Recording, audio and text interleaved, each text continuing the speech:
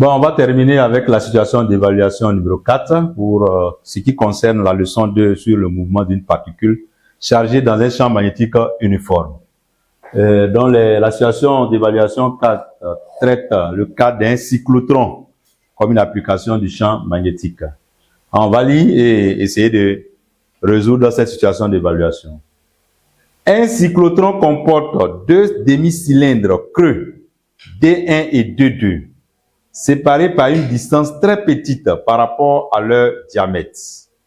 Donc voilà, vous avez le cyclotron qui est là. Voilà, vous avez deux demi-cercles.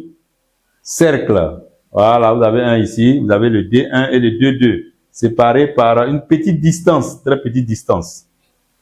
La différence de potentiel V1 et V2 est appliquée entre les deux dits. Voilà, vous avez une différence de potentiel entre les deux. On admet que le champ électrique est nul à l'intérieur. Il n'y a pas de champ magnétique à l'intérieur. Il n'y a pas de champ magnétique. Mais il y a un champ, il n'y a pas de champ électrique dans ce D1 ni dans le D2. Mais nous avons un champ magnétique à l'intérieur de chaque dit. À l'intérieur des deux dits règne un champ magnétique B uniforme et constant. Votre professeur de physique-chimie organise une séance de travaux pratiques au laboratoire du lycée pour montrer le fonctionnement d'un cyclotron.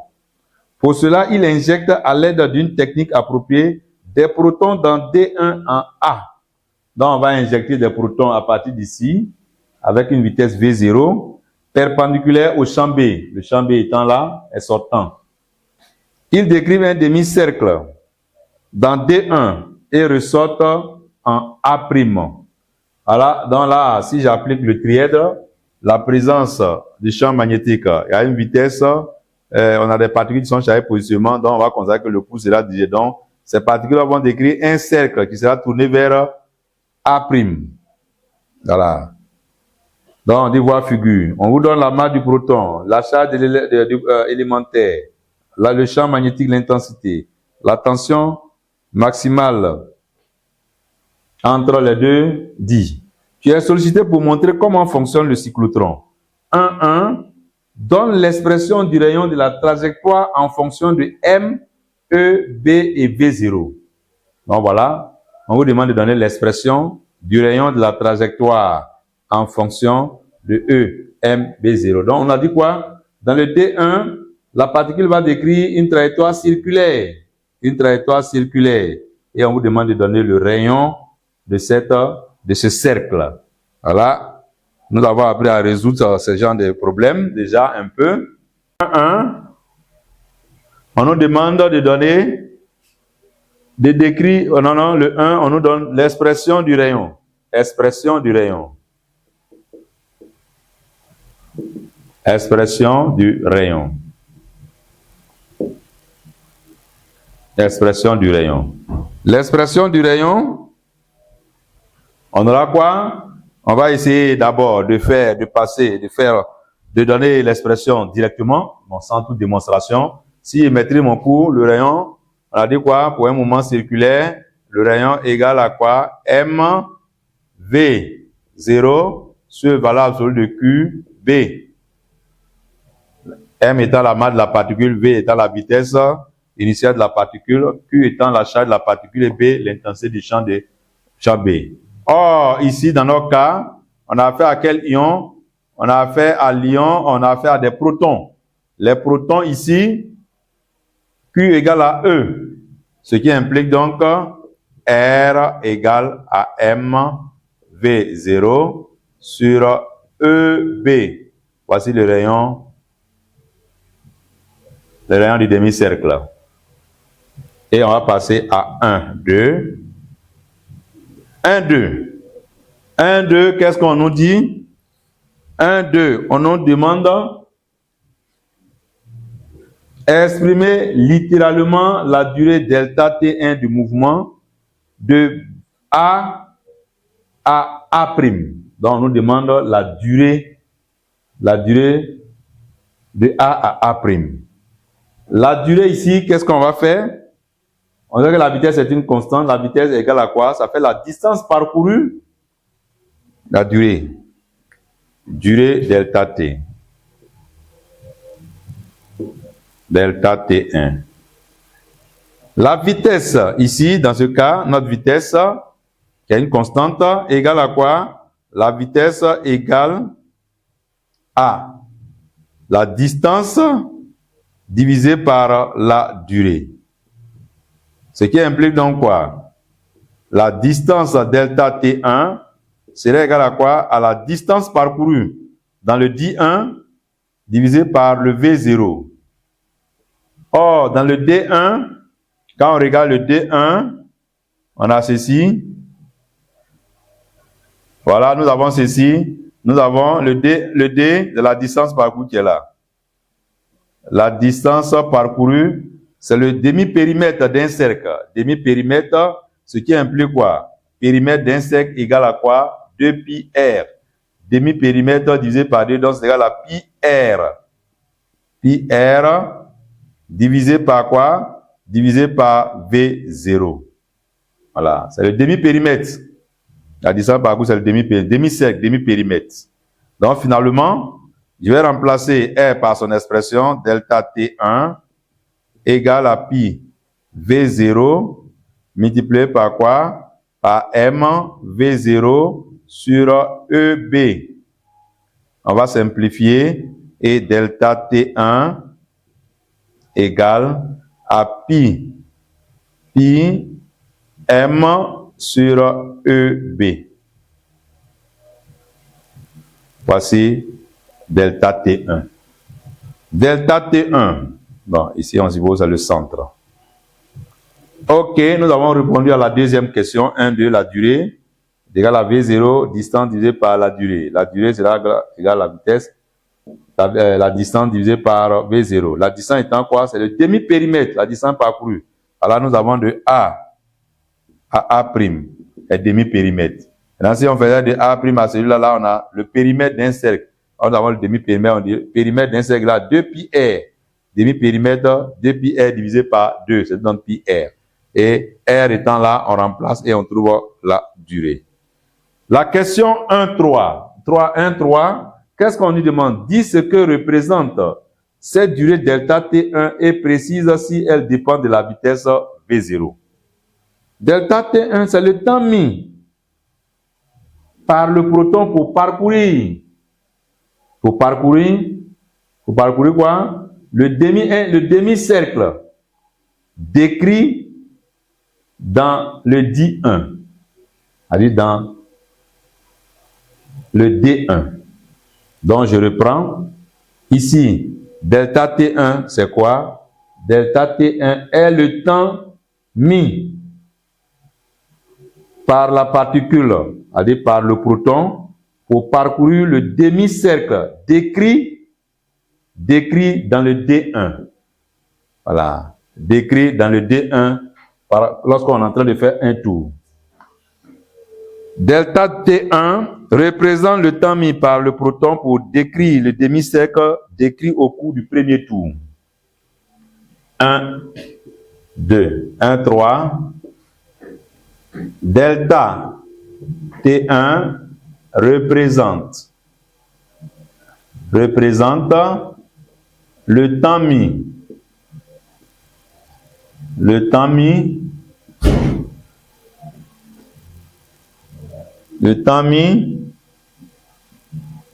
par le proton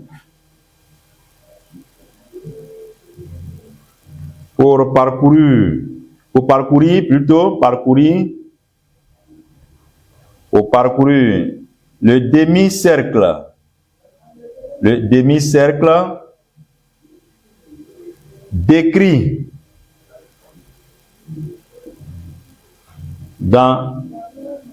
décrit dans D1 pendant un tour. Décrit dans D1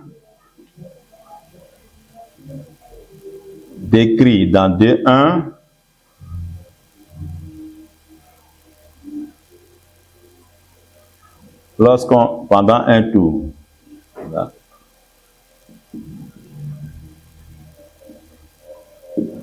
Voilà. Donc delta T1, comme on l'a vu à bien le dit, voilà, au cours d'un tour, au cours du premier tour, voilà, au cours du premier tour, pendant, bon, on préfère au cours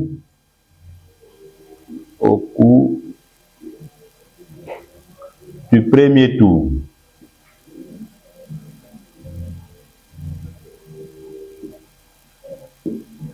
Ok. Delta T1 représente le temps mis par le proton pour parcourir le demi-cercle décrit dans D1 au cours du premier tour.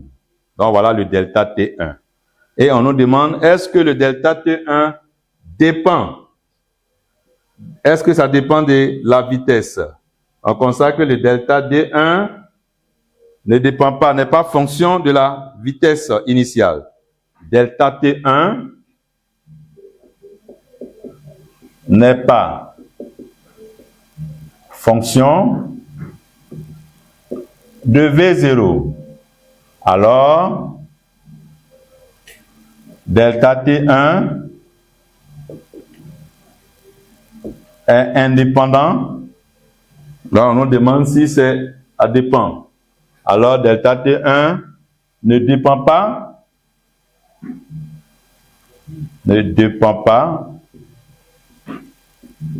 de V0. Voilà, on a fini avec la question 1-3.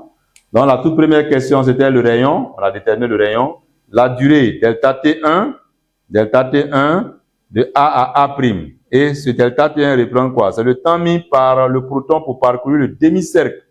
Demi-cercle décrit dans D1 au cours du premier tour. Et on passe maintenant au petit 2. Au petit 2, les particules sont accélérées entre D1 et D2. Voilà, donc on va avoir maintenant les particules qui seront accélérées. Voilà, le D1 vont traverser la zone creuse qui est là et arriver au D2. Les particules maintenant, donc on finit avec, on était à l'intérieur du D1. Les particules sont allées de A à 1,1 à A'. Les particules ont été déviées grâce à la présence du champ B. Maintenant, les particules arrivent à A' et doivent arriver au D2. Et c'est cette étude que nous allons essayer de mener cette fois-ci.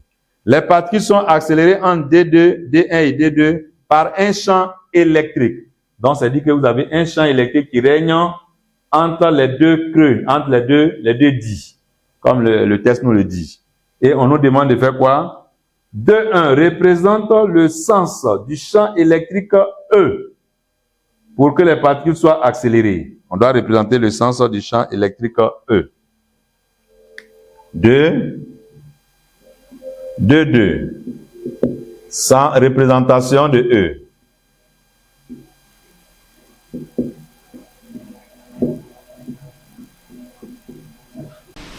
On va représenter le champ E entre les deux dits.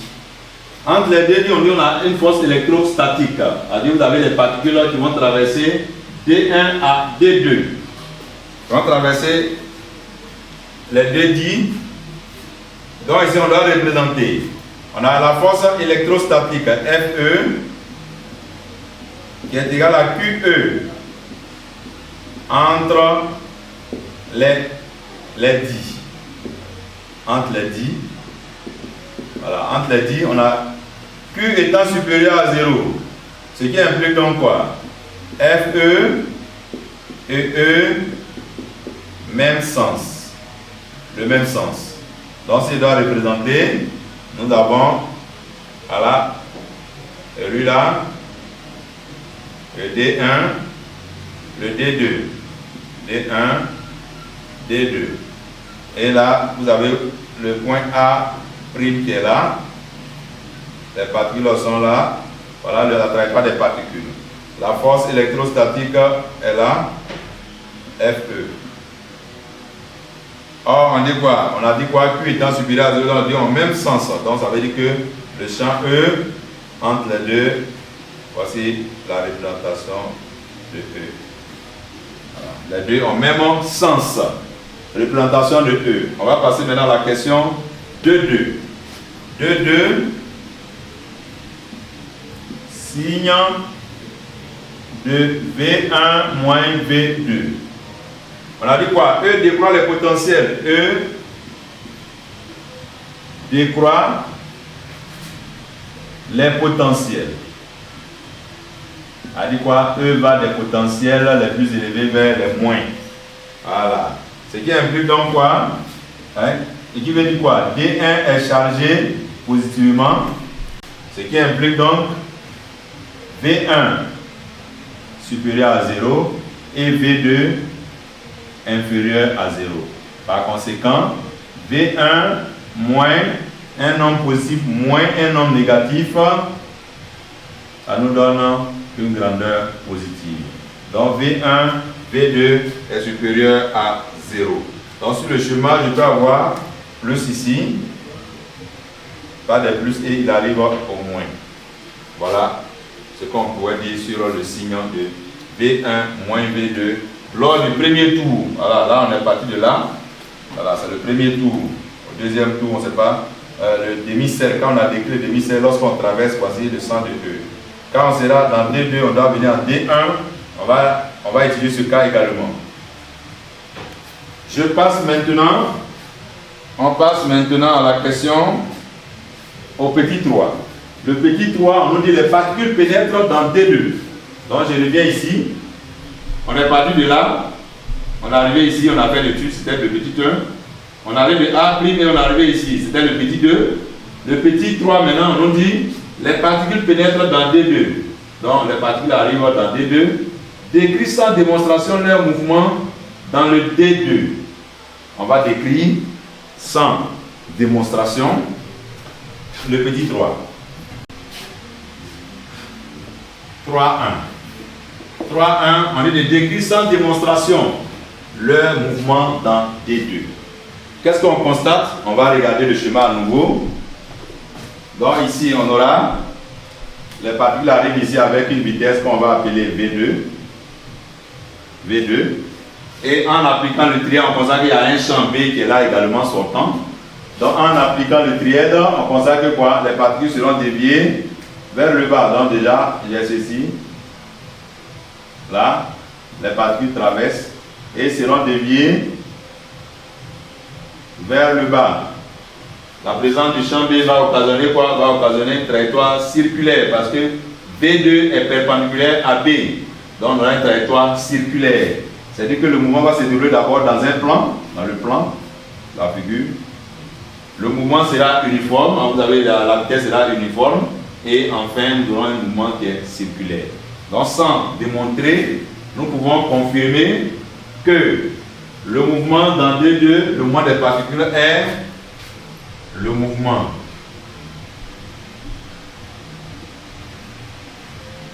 des ions dans D2 est plan, circulaire et uniforme. Est uniforme. Et on peut dire quoi? Les ions seront déviés. Les ions seront déviés vers A second. Voilà, vers A second. Voilà pour ce qui est de la description du mouvement dans D2. En 3,2, qu'est-ce qu'on nous demande? On nous demande d'exprimer la vitesse V2 à l'entrée du deuxième dit. On va aller 3, 2, vitesse V2 en fonction de M, E, U, en de M, E, U et V0. Voilà. Donc ici, ça veut dire quoi? On va faire l'étude système. Système Lyon. On a le proton, c'est le proton. Le proton. Référentiel terrestre supposé galiléen. Bilan des forces. Bilan des forces entre les dits. Entre les dits. Voilà. Entre les dits, nous avons quoi? La force électrique ou la force électrostatique. FE égale à QE. Qui est aussi égal à quoi? E grand E. Voilà. Donc c'est le schéma qui est là déjà. On n'a pas besoin encore de reprendre le schéma. On va appliquer maintenant le théorème de l'énergie cinétique. Le théorème de l'énergie cinétique nous dit quoi? On aura quoi? La vitesse. Ici, la vitesse qu'on va appeler V1. V1. Et là, vous avez le V2. Ok. Donc, on aura 1,5 de M. V2 carré moins V1 carré égale à quoi? Lors de la traversée de l'énergie acquise, on aura quoi? Q. Potentiel de départ qui est V1 moins V2. Et là, on aura quoi aussi? Ouais, le potentiel, bon, ici on va différencier un peu. Voilà, par petit v. Petit v pour différencier le potentiel et celui-là. Et lui là, il est égal à quoi? Il est égal à EU. Donc finalement, on se retrouve avec quoi? Avec V2 carré moins V1 carré égale à 2EU sur M. On fait passer le V1. V2 carré égale à 2EU sur M plus V1 carré. Or, V1, quand on regarde V1, V1 égale à quoi? Le mouvement est uniforme ici. Le mouvement est uniforme. Donc V1, or V1 égale aussi à V0. V1 égale à V0. Donc finalement, V2 égale à racine de 2EU sur M plus V0 carré. Voici l'expression de V2. Voilà, lorsque les particules arrivent au niveau du D2. Voilà pour ce qui concerne l'exercice, la question numéro 3.2. On va passer maintenant, donne l'expression du temps de parcours dans le dit D2. On nous demande de donner le temps de parcours dans D2. Temps de parcours. Là également, nous avons dit quoi? Le temps de parcours, nous avons dit. Ici, nous avons dit que la vitesse, a dit le temps, ne dépend pas, le temps de parcours ne dépend pas de la vitesse. Donc là également, pour celui-là, 3, temps de parcours. Delta 2. Qu'est-ce que nous allons faire? C'est la même chose. Ici aussi, la vitesse V2 égale à quoi? La durée D2 divisée par la durée de D2. La vitesse est constante à l'intérieur, dans un mouvement circulaire uniforme. Ce qui implique quoi? La durée D2, delta D2 égale à quoi? D2 sur V2. V2. Qui est égal aussi à demi-cercle. Un demi-cercle dans le demi-périmètre. Ça fait pi, le pi R2. Le pi R2 divisé par V2. Or V2. Voilà. Or R2 sera égal à quoi? M V2 sur EP. Donc là également, en remplaçant, on aura du delta T2 égale à pi sur V2 multiplié par M V2 sur EP. On va simplifier. Delta T2 égale à pi M sur EP. Là également, la durée, c'est le temps mis pour décrire, pour parcourir le demi-cercle décrit dans le D2. Le temps mis par la particule pour parcourir le demi-cercle décrit dans D2 lors du premier tour. Et on trouve la même expression que le cas précédent. On a fini avec la question 3.3.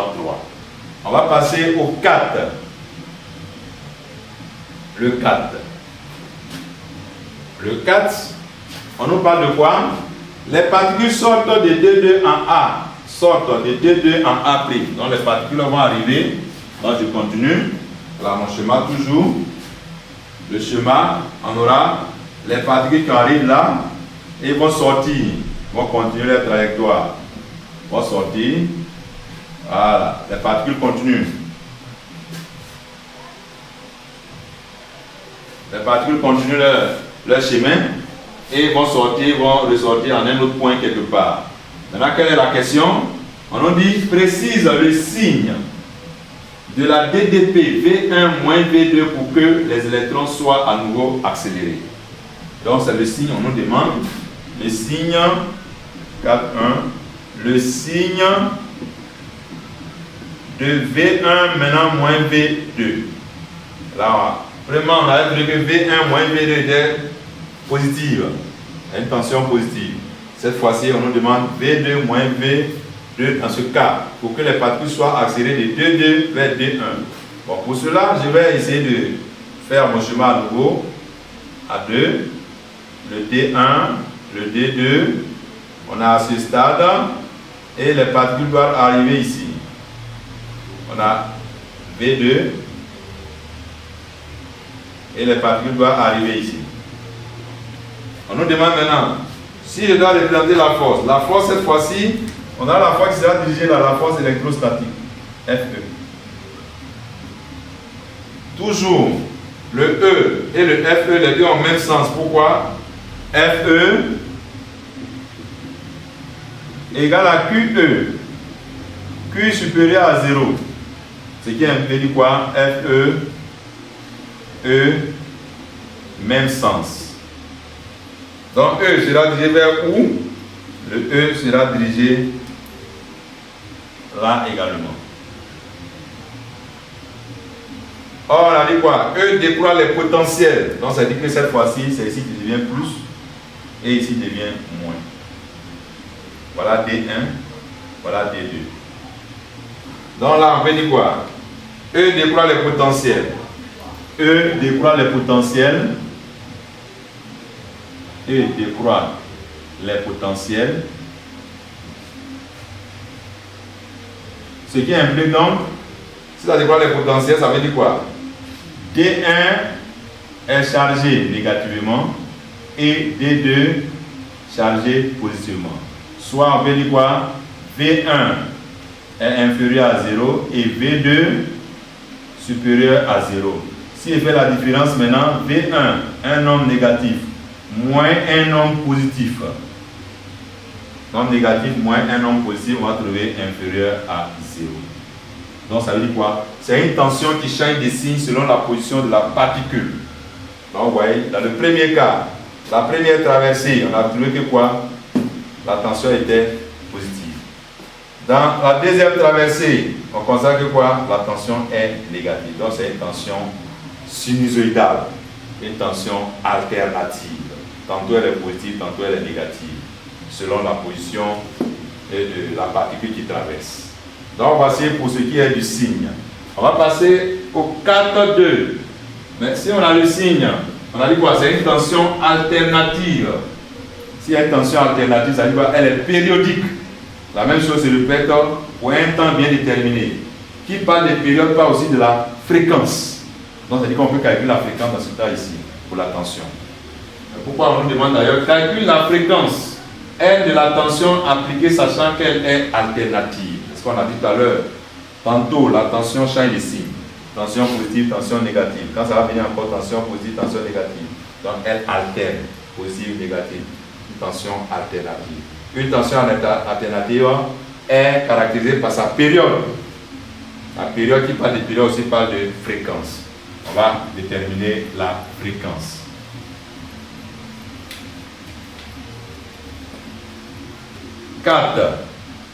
Donc c'est le 4.2.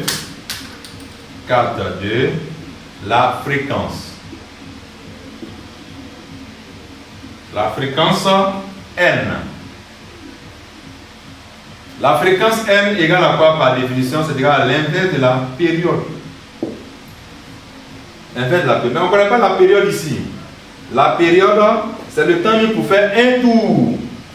Voilà, le temps mis pour faire le premier tour. La mis. Le temps mis pour un tour. Or, on a dit quoi? On a dit delta T1, c'est le temps mis pour faire le premier, le demi-tour. Temps mis pour demi-tour. Le premier demi-tour. Premier demi-tour. Et delta T2, c'est le temps mis pour le deuxième, voilà, le deuxième demi-tour. Demi-tour. On a un tour, premier tour, deuxième demi-tour. Donc, pour avoir un tour maintenant, pour un tour, ce qui inclut donc quoi? Le T sera donc égal à quoi? Ça fait demi-tour plus demi-tour donne un tour. Donc, il y aurait delta T1 plus delta T2. Qui est égal à quoi? L'expression c'était pi M sur EB plus également pi M sur EB. Donc, la période sera donc égale à quoi? 2 pi M sur EB. Or, nous on cherche quoi ici? Nous cherchons la fréquence. Ce qui inclut donc la fréquence sera donc égale l'inverse. Donc, l'inverse va nous donner EB sur 2 pi M. Voici la fréquence. On va faire l'application numérique. Application numérique.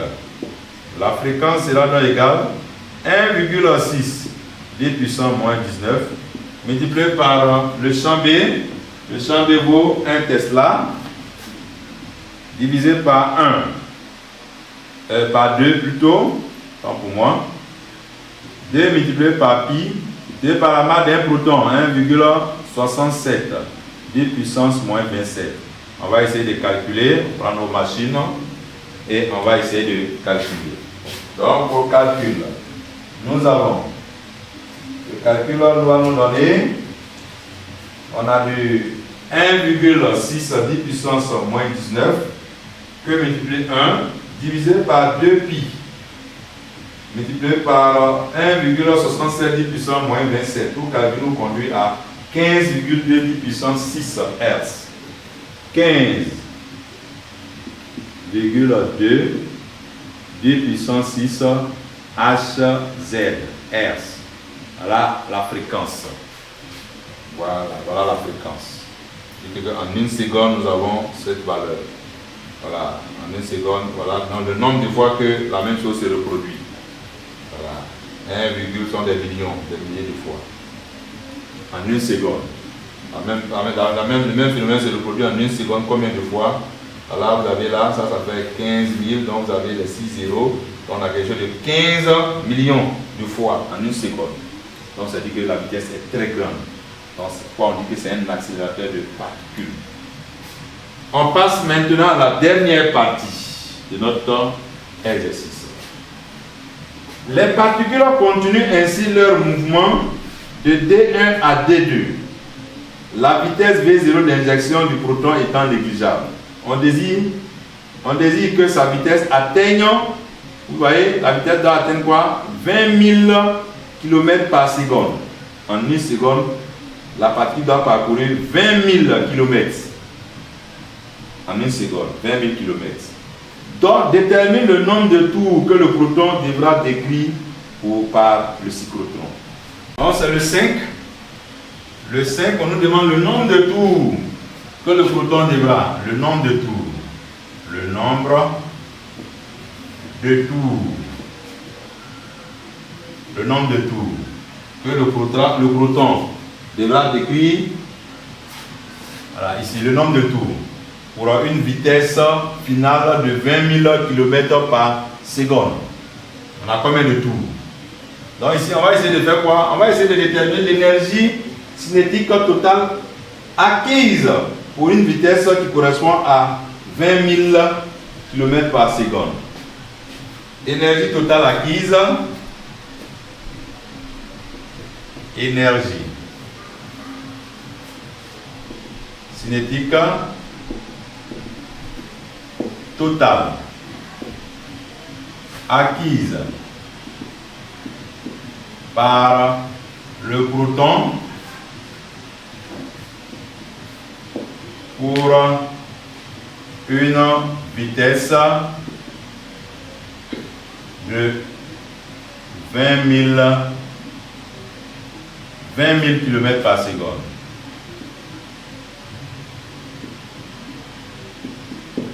On va calculer cette énergie, on va l'appeler EC total.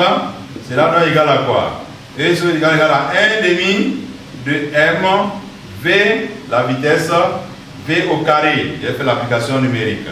Application numérique, énergie cinétique totale acquise égale à quoi? 1 demi, la masse multipliée par 1,67, 10 puissance moins 27, le tout multiplié par la vitesse. La vitesse ici, ils ont exprimé en kilomètres par seconde. Je dois l'en mètres par seconde. Donc ça me fait 20, 0, 0, 0. Et nous avons du 0 au carré. On va calculer cette énergie. Énergie cinétique totale égale. On prend la machine et on va essayer de déterminer l'énergie totale acquise.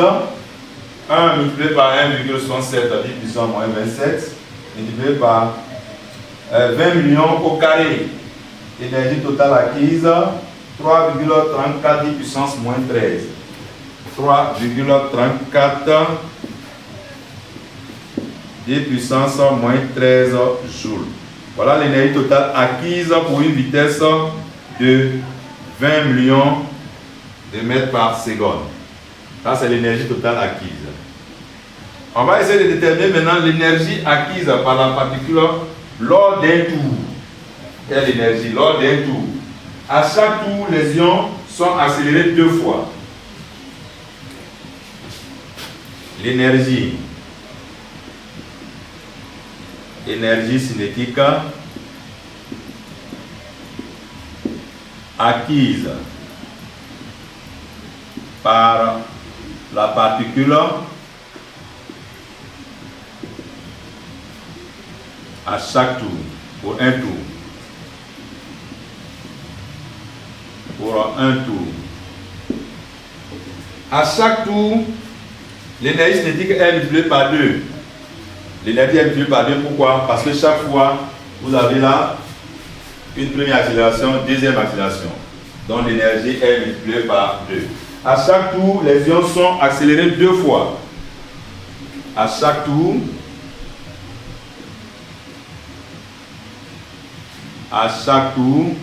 les ions sont accélérés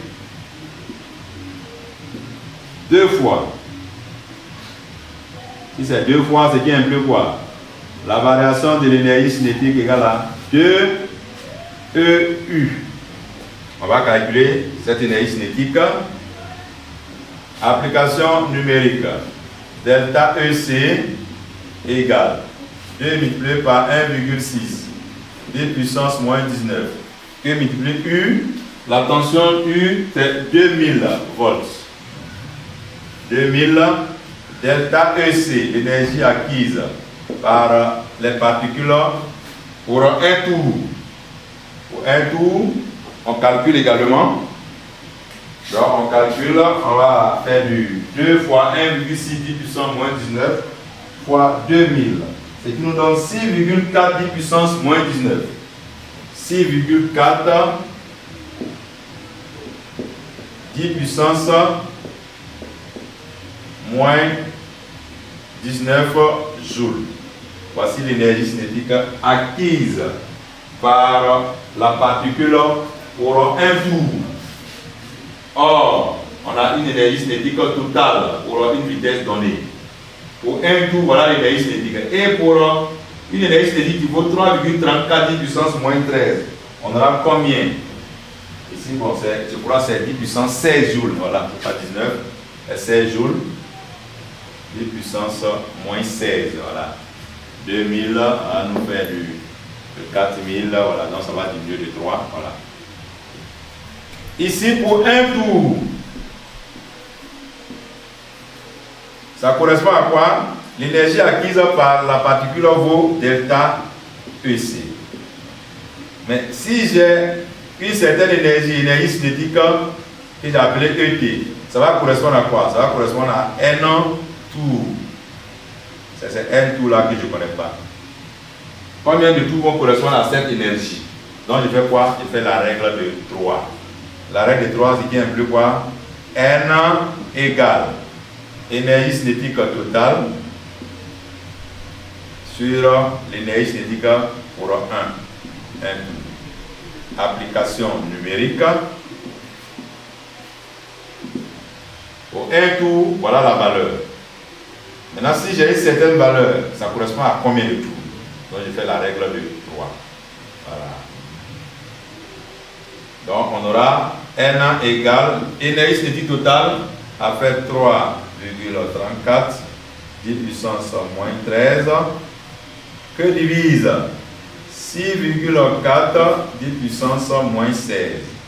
N, on va prendre la machine et calculer le nombre de tours qui correspond à une vitesse finale de 20 millions de mètres par seconde. Donc tout calcul nous conduit à la valeur, on a du 3,34 10 puissance moins 13 que divise 6,4 10 puissance moins 16. N est environ égal à 522 tours. Est environ égal 522 tours. Voilà le nombre de tours effectués. Voilà. Or, on est parti avec une vitesse nulle au départ. Et au bout d'un certain temps, la vitesse atteint 20 millions de mètres par seconde. Pour combien de tours? Après avoir fait 522 tours des 10. Un tour. Voilà. Donc on est là. On a fait un tour. Un tour c'est quoi? Voilà, demi-tour. Un tour. On est revenu. 2 tours. Donc on a fait 500 tours. 522 tours. Donc au fur et à mesure. Donc l'intérêt c'est quoi? Le dit lui a le rôle de dévier la particule. Et le champ E a pour rôle de faire quoi? D'accélérer la particule. Donc chaque fois le champ B va dévier la particule, le champ E va l'accélérer. Accélération, déviation, accélération, déviation, accélération, déviation. Donc chaque fois c'est accéléré. Et à un moment donné on constate que quoi? On a une grande vitesse, une grande énergie cinétique. Et à un moment donné même la particule va sortir du dit avec une très grande vitesse. Donc le cyclotron sert à accélérer une particule et à lancer avec une très grande vitesse. Au fur et à mesure que ça traverse l'intervalle, la particule est accélérée. Lui, il va dévier avec le champ B, accélération, déviation, accélération, déviation, accélération, ainsi de suite. Et au fur et à mesure, le rayon augmente. Et le rayon augmente qu'à un moment donné, on va constater qu'on se trouve au diamètre de chaque dit. Et là, quand on est au diamètre de chaque dit, il y a un creux. Là, la particule est éjectée avec une très grande vitesse. Voilà. Donc, vous voyez, pour une vitesse de 20 millions de mètres par seconde, on a fait 522 tours. 522 tours. Voilà un peu l'intérêt du cyclotron. Le cyclotron, où nous utilisons le champ magnétique et le champ électrique. Pas en même temps dans le même compartiment, mais vous avez le champ B dans un compartiment et le champ E dans un autre compartiment. Voilà. Or, le flux de Vienne, lui, vous avez les deux dans le même compartiment. Donc lui, il fonctionne un peu comme aussi le spectromètre de masse qui nous permet de séparer. Vous avez une chambre où vous avez le champ E et vous avez une chambre où on a dévié et séparé les éléments de même masse. Les de même masse vont s'accumuler d'un côté, ceux de masse contraire vont s'accumuler d'un autre côté aussi. Donc voilà un peu les applications pour le mouvement d'une particule chargée dans un champ magnétique. Nous avons vu 4 applications avec la déflexion magnétique, le spectromètre de masse, le spectrographe de masse ou bien spectromètre. On a vu aussi le filtre de Vienne ou de vitesse et on vient de voir le cyclotron. Donc nous avons parcouru toutes les applications que nous pouvons rencontrer dans le cas du champ magnétique uniforme. Sur ce, nous allons clore cette leçon sur l'électromagnétisme et espérant que vous allez faire bon usage de tout ce que nous avons vu depuis l'activité d'application numéro 1 jusqu'à la situation d'évaluation numéro 4. Sur ce, nous vous remercions. Merci.